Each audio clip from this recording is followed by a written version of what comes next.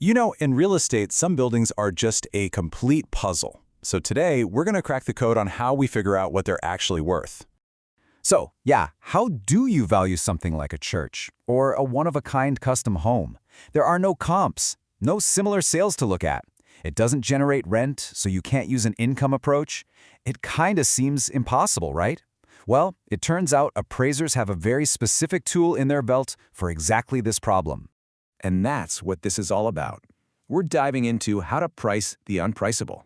It's called the cost approach. And honestly, the logic behind it is just beautifully simple. I mean, think about it. Why would you ever pay more for a property than it would cost to just build an equivalent one from scratch? You wouldn't. And that one simple, rational idea, that's the key to this whole thing. And that core idea, it actually has a name. It's called the substitution principle. This is basically the economic engine that makes the entire cost approach work. And this quote right here, it gets to the very heart of it. A prudent buyer, that's just a smart, rational person, isn't going to pay more for a used property if they could just go buy a similar piece of land and build a new building with the same use for less. It's all about comparing what exists to the alternative of starting fresh.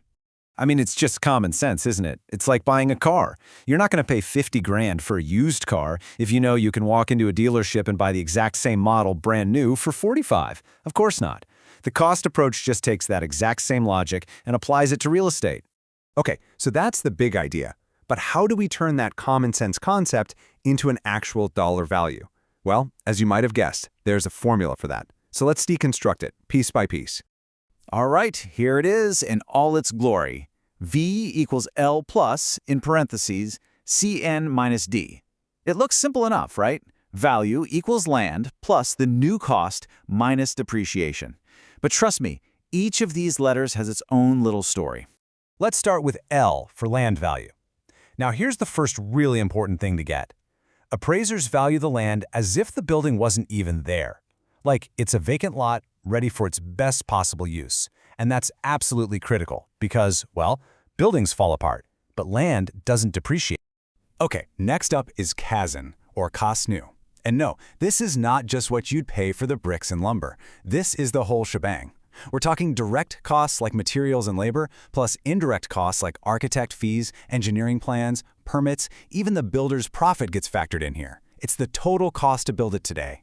And that brings us to D for depreciation.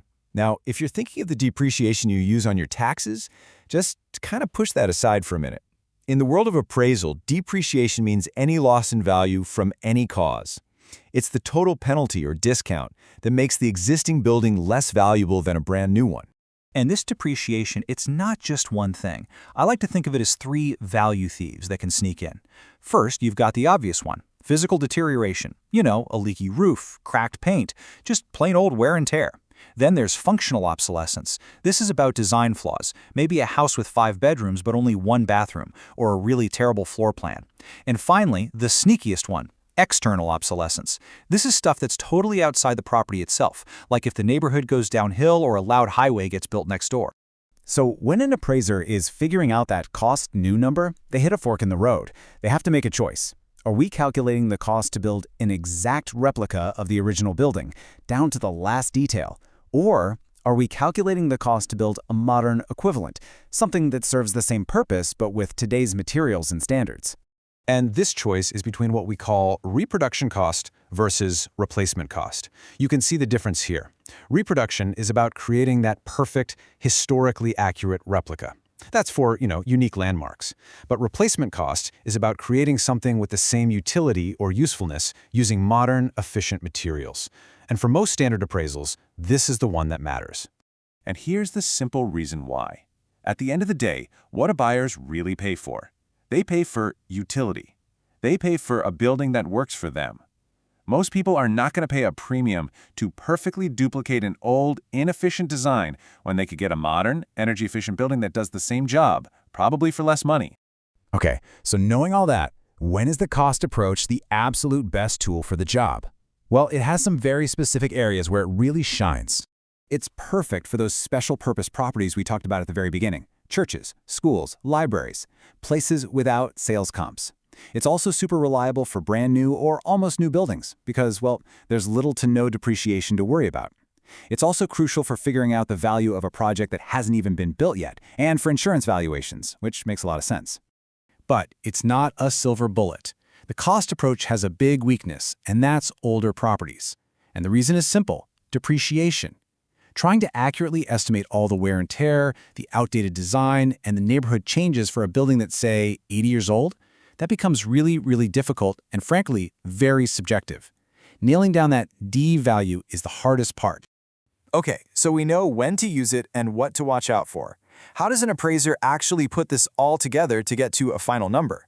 Let's walk through the exact process. It's a pretty logical 5-step journey. Step 1, figure out the land value, all by itself.